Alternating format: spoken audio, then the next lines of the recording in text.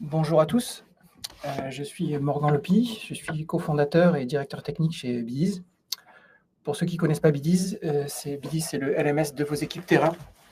On accompagne plus de 180 entreprises, ETI grands groupes, dans leur stratégie de formation et dans le déploiement de leur stratégie de learning. Aujourd'hui, je suis là pour parler de stratégie IA et de la façon dont on intègre l'IA dans notre stratégie produit. On a une approche unique et transparente. Transparente parce qu'on est transparent sur tous les prompts et les pré-prompts que vous allez pouvoir utiliser dans votre quotidien. On est transparent sur les modèles que vous allez utiliser. Vous avez le choix. Parce que tout ce que nous proposons est intégré complètement à la plateforme. C'est-à-dire que ce n'est pas un produit à part, ce n'est pas quelque chose que vous allez faire à côté, c'est dans votre stratégie au quotidien. Et c'est sectorisé parce qu'on est en train de construire une base de données de règles métiers, de capsules de learning, de procédures qu'on va utiliser pour nourrir l'IA dans votre utilisation au quotidien.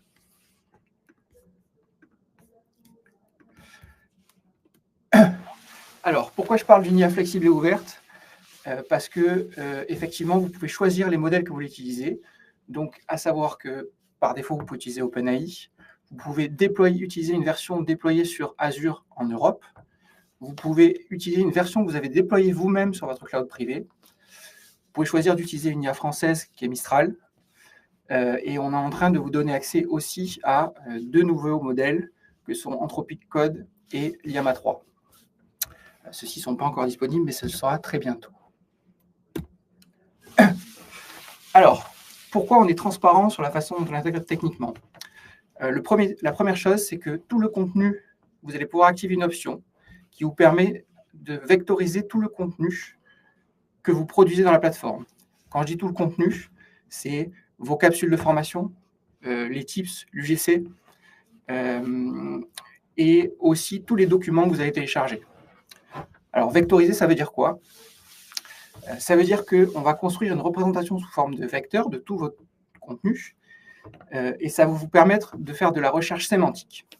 La recherche sémantique, c'est par exemple, si je cherche un contenu sur les citrons, par exemple, si je cherche un fruit, eh ben, ma recherche elle va trouver les citrons. Pourquoi c'est utile ? C'est utile pour le RAG. Alors, le RAG, c'est quoi ? C'est la Retrieval Augmented Generation. C'est-à-dire que quand on utilise un modèle, on a une fenêtre de contexte qui est limitée. Et pour pouvoir générer le bon contenu au bon moment, on va insérer dans cette fenêtre de contexte le bon contenu en utilisant des stratégies comme la vectorisation. Ensuite, pourquoi une stratégie ouverte ? C'est parce que tous les pré-prompts qui vont être utilisés dans toutes les séquences de génération de votre contenu, que ce soit une capsule, un tips, une question, un quiz, sont modifiables et configurables. Vous pouvez par exemple aller injecter du contexte légal, vous pouvez injecter des stratégies pédagogiques, et vous avez accès à la personnalisation de ces pré-prompts.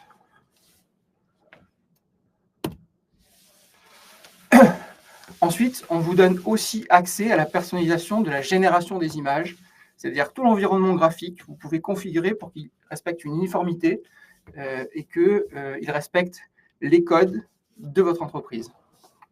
Donc, pour l'instant, les modèles aussi sont ouverts et on va rajouter DALL-E 3 et Leonardo.ai.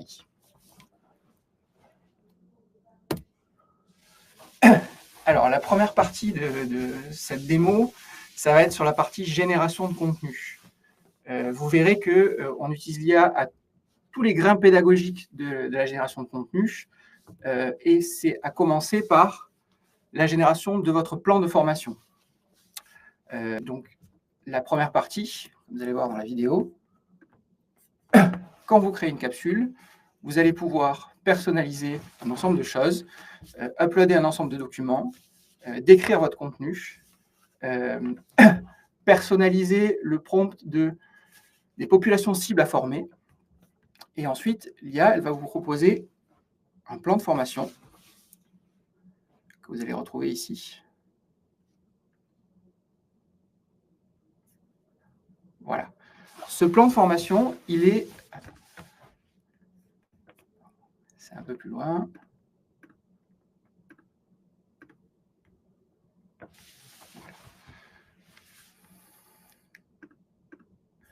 Ce plan de formation, c'est juste une suggestion de plan. Vous pouvez le modifier, l'adapter au sujet auquel vous voulez former. Et ensuite, vous pouvez lancer la génération. Alors, quand vous allez lancer la génération ici, ce qu'on va faire, c'est qu'on va générer une capsule complète de formation et on va aussi vous proposer d'associer les images qui ont été extraites de vos documents au bon contenu de formation. Alors, ce qui se passe ici, c'est qu'il y a deux choses. C'est-à-dire que quand vous avez uploadé vos documents, on a extrait le texte et on a converti vos images en une représentation de texte. On les a aussi vectorisées, comme vous avez vu tout à l'heure. Ça veut dire que, en fait, on sait qu'est-ce que les images veulent dire et on est capable de les associer au bon contenu. Voilà, donc là, vous le voyez en démonstration. On peut sélectionner une fiche et dire l'IA a sélectionné cette image pour vous. Vous pouvez la changer si vous voulez. Mais ça vous permet d'avoir un contenu qui est déjà illustré avec les ressources que vous avez uploadées. Ce qu'on est en train de rajouter sur cet écran ici, c'est la possibilité de générer à la volée les images qui n'auraient pas été trouvées dans les documents que vous avez uploadés. Et à la fin, ça vous permet d'avoir une capsule qui est complètement complète, comme vous pouvez le voir ici.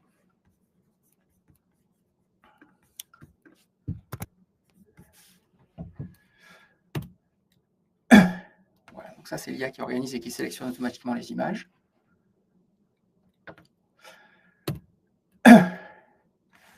Donc, vous voyez ici, la capsule, elle est complète. On a des exemples, on a des quiz, on a des différents types de quiz, différents types de fiches.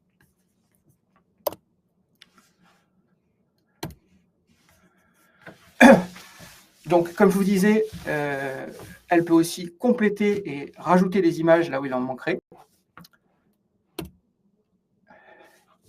Une fois que votre contenu est généré, peut-être que vous avez envie d'itérer dessus. C'est-à-dire que vous avez une première version de votre capsule, mais il va vous manquer certaines notions ou vous voulez ajuster certains types de quiz qui ont été générés. Donc, vous avez la main complète sur ce que vous voulez changer. C'est-à-dire que vous pouvez ici, on voit rajouter une fiche,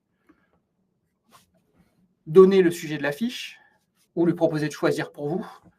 Vous pouvez convertir un type de contenu en un autre type de contenu. Vous pouvez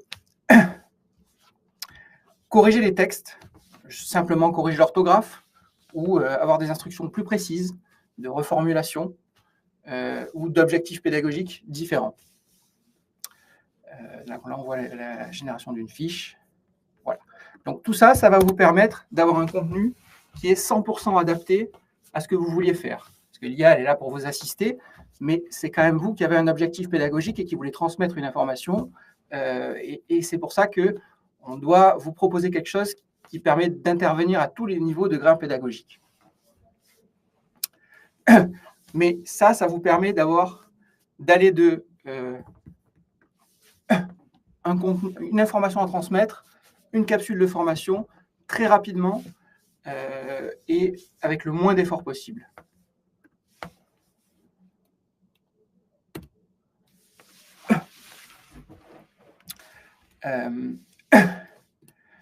Donc, l'IA pour l'expérience apprenant. Donc, comme on l'a vu tout à l'heure, l'IA, elle vous permet de transformer vos contenus en une représentation sous forme de vecteur. Ça veut dire plusieurs choses. Ça veut dire que votre contenu, il est maintenant recherchable plus facilement. Donc, on va vous proposer des solutions pour améliorer l'expérience de recherche pour l'utilisateur, pour l'apprenant. Donc là, on a une vidéo qui permet de le montrer dans le back-office, où on voit qu'on cherche quelque chose sur la cybersécurité, qu'il y a des résultats qui contiennent cybersécurité, mais qu'ensuite, il y a d'autres concepts qui sont similaires et liés. Et donc, donc, on peut chercher dans les différents grains pédagogiques aussi. On peut choisir de chercher dans les notions, dans le contenu, dans la description, aller dans le détail si on veut. Et donc, cette fonctionnalité de recherche que là, vous voyez en action dans le back-office, on est en train de la rajouter dans le front-office, c'est-à-dire pour les apprenants, dans l'application directement. Donc, ce qui veut dire que dans l'application directement, les apprenants ont deux niveaux de recherche. Un niveau de recherche immédiat, rapide, offline, qui est la recherche dont ils disposent actuellement, et un niveau de recherche plus avancé, qui est une recherche sémantique, qui leur permet de rechercher des contenus qui sont similaires ou sur un sujet, même si ce n'est pas exactement le sujet, et ils auront des résultats qui leur permettra de trouver le bon contenu au bon moment, adapté. Ensuite, la deuxième stratégie front, ça va être de proposer un assistant qui va être là pour répondre aux questions des apprenants, leur proposer du contenu pertinent. Cet assistant, il a accès au contenu de formation, comme on l'a vu précédemment, donc il va être particulièrement adapté pour recommander du contenu. Cet assistant est disponible depuis la homepage de l'application. Il est aussi disponible sur tous les forums qu'on retrouve à travers l'application, c'est-à-dire qu'on peut le taguer et il va répondre aux personnes. Donc, les forums, ils sont disponibles dans la capsule, dans votre flux. Et donc, à tous ces endroits-là, vous allez pouvoir taguer l'assistant qui va vous donner des informations ou vous suggérer du contenu. Donc là, on peut le voir en action sur la homepage. Là, j'ai posé une question sur les avantages des pochettes souples. Il m'a répondu rapidement. Je peux lui demander d'élaborer sur le sujet ou de recommander du contenu. Donc là, on voit qu'il m'a recommandé un contenu sur les guides des pochettes souples. Je peux suivre ce contenu directement depuis l'assistant. Voilà, on suit une capsule ici. Ensuite, on peut demander d'autres contenus. Je vais dire des informations supplémentaires sur les disques en acier. Voilà. Donc là, il a trouvé 2 contenus spécifiques sur ce sujet-là. On demandait de voilà, on y arrive. Un guide complet sur l'utilisation des disques à tronçonner. Il a trouvé 2 contenus et il nous les suggère. Ensuite, on peut suivre la capsule. Donc là, c'est une capsule Biddies, comme on peut les retrouver, un contenu complet de formation. Il peut y avoir tous les types de contenus, des fiches, des questions. C'est vos capsules. Voilà, on a un deuxième exemple ici. Je pose une question sur les batteries. Il me répond que la batterie, c'est un type batterie lithium-ion. Et ensuite, je peux quand même lui demander de me recommander du contenu pour en savoir plus sur les batteries. Donc là, on a le marteau performateur à batterie Lyon. Ensuite, je vais suivre le contenu. Voilà, une capsule, mon score. Et on a le contenu de formation complet avec toutes les fonctionnalités dont vous disposez déjà dans la plateforme Biddies.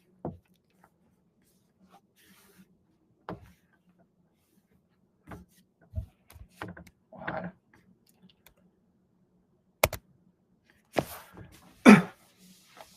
Donc, comme je le disais, cet assistant, il peut intervenir dans les forums.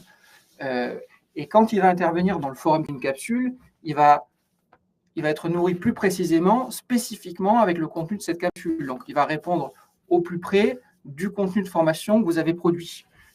Si vous êtes dans un parcours, il va être nourri avec les capsules du parcours. Bien sûr, avec les prompts et les pré-prompts dont on a parlé précédemment.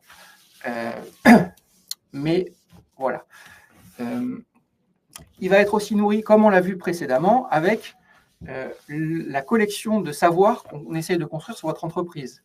C'est-à-dire que de la même manière que le contenu de formation a été vectorisé précédemment, on a la possibilité de construire un glossaire des termes et des expressions et de votre vocabulaire d'entreprise qui va permettre d'adapter les réponses et d'utiliser par exemple les bons acronymes que vous avez dans votre jargon d'entreprise. Et le prochain slide, c'est où on veut aller avec cet assistant. Pour l'instant, vous avez vu qu'on vous propose un seul scénario. Ce scénario, c'est vous voulez savoir quelque chose, l'assistant répond rapidement, vous propose 2 boutons qui vous permettent soit d'en savoir plus, soit de recommander du contenu. Ça, c'était la première brique. La première brique, c'est de plugger un assistant qui est connecté à votre contenu, qui peut faire des recherches. Maintenant que cet assistant il peut faire des recherches et qu'il a quelques composants qui permettent d'afficher des choses. Pour l'instant, ces composants, comme on l'a vu, c'était un composant qui permet d'afficher une capsule. On va rajouter des composants qui permettent d'afficher des types de l'UGC et plus individuellement, des primitifs d'affichage tels que peuvent être une question, un diagnostic, un tips.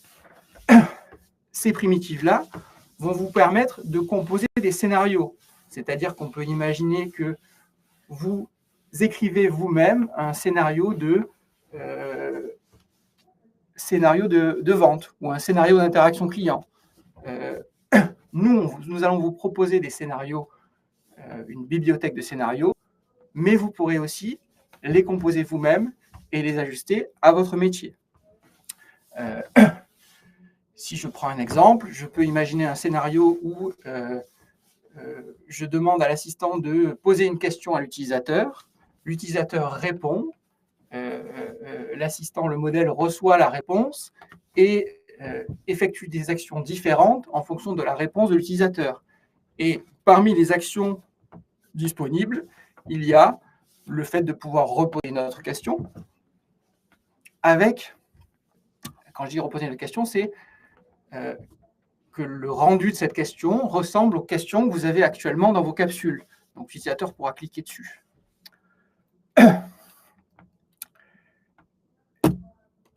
Voilà. Donc, on a fait le tour de la partie assistant. Maintenant, je vais commencer à répondre à vos questions. La première question, c'est la génération de contenu puise dans les ressources en libre accès ou dans du matériel fourni ou mis à disposition en amont. Alors, la génération de contenu, elle va puiser dans notre catalogue de ressources à nous, sur les métiers. Si vous le souhaitez, vous pouvez l'activer ou ne pas l'activer. Elle va piocher dans votre contenu de formation à vous ou non. Vous pouvez choisir de l'activer ou de ne pas l'activer. Et ensuite, dans le contenu que vous avez uploadé au moment de la génération de votre capsule. Donc, dans les ressources que vous uploadez, il y a ce sont vos documents à vous. Et vous pouvez aussi mettre des ressources web disponibles si vous le souhaitez. Je sais pas. La prochaine question, c'est une question sécurité. Où sont stockées les données? Quelles utilisations sont envisagées pour développer votre moteur? Alors, les données sont stockées. Alors, ça va dépendre du modèle que vous choisissez.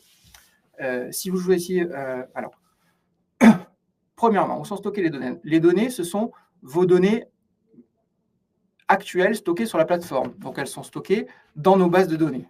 Elles sont stockées dans nos bases de données qui sont en Europe et plus particulièrement en France. Effectivement, quand on pose une question au modèle, au LLM, on envoie le contenu texte, les prompts, au modèle. Donc, en fonction du modèle que vous utilisez, les données de ce prompt-là, pas toutes vos données, hein, juste les données qui sont utilisées pour générer une réponse vont être envoyées à un modèle. Ce modèle, il peut être, effectivement, si vous utilisez la version standard d'OpenAI, ça va être aux États-Unis, bien qu'ils s'engagent à ne pas entraîner leur modèle avec ces données-là. Effectivement, elles sont envoyées chez eux. Ensuite, vous avez la possibilité d'utiliser un déploiement Azure en Europe. Donc, ça veut dire que vous utilisez OpenAI, mais en Europe.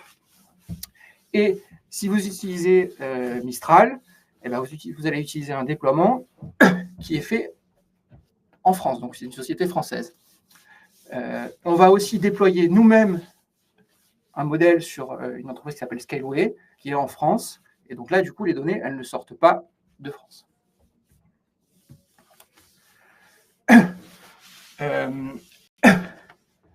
Est-ce qu'on a prévu d'entraîner et de fine-tuner nos modèles? C'est ce que je lis à travers la deuxième partie de la question. Alors, pour l'instant, les modèles évoluent tellement rapidement qu'on préfère utiliser des technologies telles que le RAG et éventuellement du RAG agentique, c'est-à-dire de la recherche cascadée, plutôt que de fine-tune nos propres modèles sur lesquels on irait tirer moins de performance.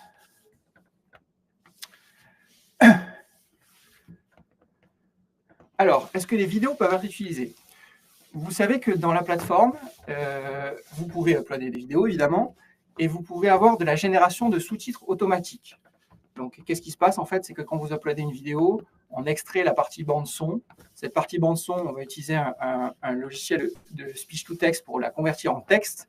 Et ensuite, ces sous-titrages vont être eux aussi vectorisés. Donc, une partie des vidéos, si vous voulez, peut être utilisée en recherche. On n'a pas encore la partie image, la partie compréhension de la partie image de la vidéo, mais pour la partie audio, oui, c'est utilisé. On n'a par contre pas encore intégré de la génération de vidéos. Je crois que les résultats pour l'instant ne sont pas assez probants.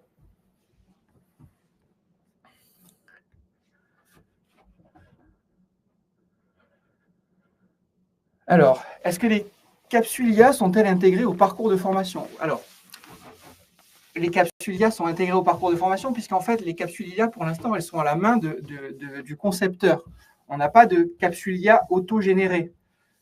Même si l'assistant peut utiliser des composantes des capsules, on considère que il y a besoin de quelqu'un qui va regarder le contenu, le valider, l'adapter, le vérifier. Donc, pour répondre à la question, oui, il peut être utilisé dans les parcours de formation, puisque ce sont ensuite des capsules normales qui peuvent être composées, diffusées à certaines personnes, et qui bénéficient de toutes les fonctionnalités qu'on peut retrouver actuellement dans Beezy.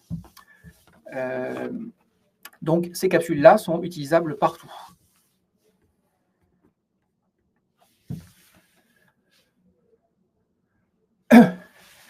Niveau intégration, est-ce que l'assistant IA peut être ajouté à un LMS existant? Alors, comme vous le savez, la stratégie de Beezy, ça a été d'avoir une politique ouverte sur les intégrations. Donc, il y a une grande partie des fonctionnalités qui peuvent être intégrées dans d'autres LMS. Même si donc l'outil auteur qui bénéficie de cette technologie peut produire du contenu qui lui-même peut être suivi et diffusé dans d'autres LMS, comme un outil auteur. Donc, en quelque sorte, oui, on peut utiliser l'assistant IA dans d'autres LMS, même si la stratégie, c'est quand même plutôt de l'intégrer à la plateforme complètement, parce que c'est là qu'il est le plus pertinent.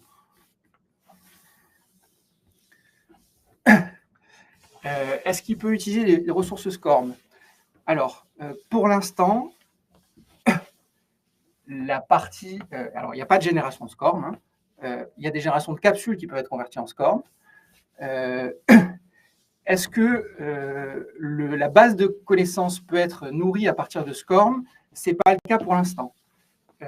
Au cas par cas, on peut imaginer que si le SCORM est lisible et si le texte contenu dans le SCORM est accessible, on puisse l'extraire et le nourrir, mais pour l'instant, ce n'est pas le cas. Il n'y a pas encore de génération de vidéos. C'est quelque chose auquel on réfléchit, mais ce n'est pas le cas pour l'instant encore.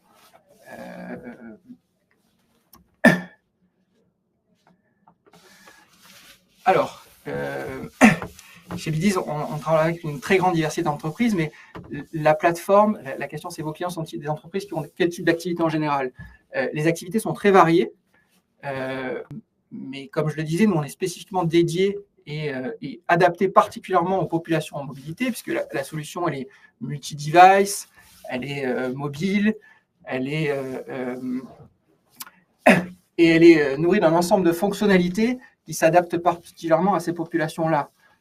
Mais on a des personnes dans des entreprises dans la restauration, dans le bâtiment, dans les télécommunications, dans les assurances, dans une très grande diversité de secteurs, parce que en fait, toutes les entreprises ont des populations sur le terrain qui, pour l'instant, sont un peu oubliées de la formation et à qui il est très difficile de pousser du contenu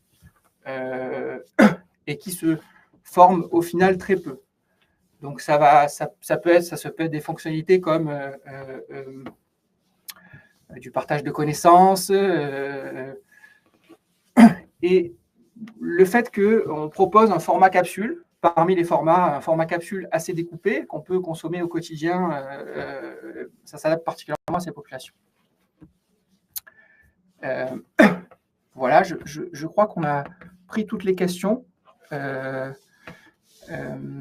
j'ai une dernière question. Pensez-vous que l'on peut l'appliquer dans le modèle hôtelier?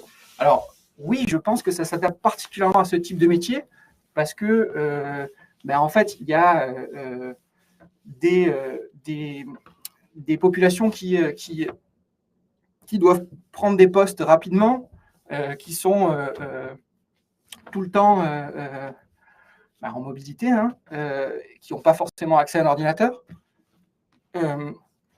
et qui ont tout de même besoin d'avoir un ensemble de procédures, de règles qui sont souvent assez précises, définies, et qui, pour l'instant, sont transmises de manière, alors soit en présentiel, soit de manière informelle, soit par le manager. Et donc, le fait de disposer d'un outil qui permet aux relais de la formation, que sont les managers ou les coachs, qui leur permet de bénéficier d'un outil qui va permettre de pas passer du temps à répéter les mêmes choses parce que c'est modélisé dans un système, et qui va permettre de vérifier et de tester que la connaissance est bien transmise. Donc oui, je pense que ça s'adapte particulièrement à ce type de métier, ça s'adapte particulièrement. Et je pense que nous avons fait le tour de toutes les questions.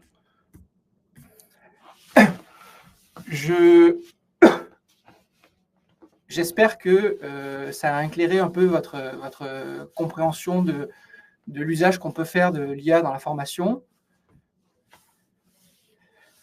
J'ai une dernière question qui arrive là, qui est sur les moteurs de génération d'images. Alors, nous avons choisi pour l'instant d'intégrer Stability, Stable Diffusion. Nous sommes en rajouter là, ça va sortir très, très rapidement, DALL-E 3. Et l'idée, c'est aussi d'intégrer Leonardo AI.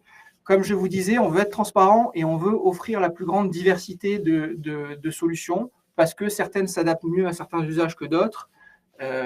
Donc, vous allez voir apparaître plusieurs modèles, que ce soit pour la génération d'images ou pour la génération de contenu au fur et à mesure. Donc, pour répondre à la question, c'est Stability, DALL-E 3 qui arrive et Leonardo AI.